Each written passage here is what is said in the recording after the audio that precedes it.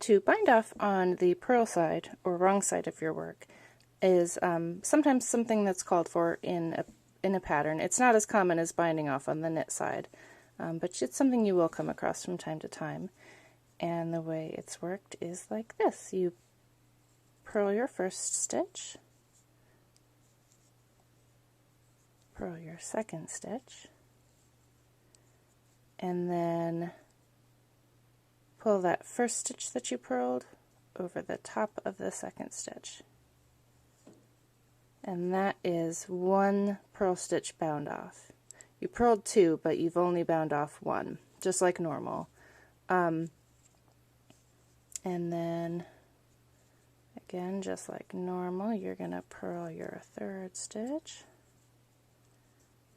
And, oh, please pardon my dumb right hand. You'll pull that right over the top.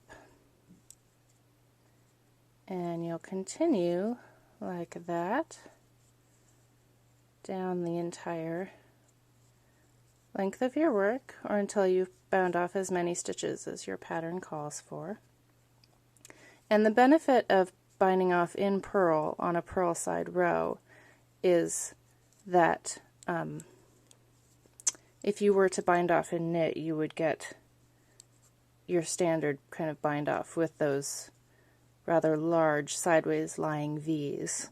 And that looks fine on a side that's all V's on your knit side, but on your purl side what you really want is to have a nice purl ridge that doesn't show up in any sort of odd way on your purl side work. So that is the bind off on the purl side.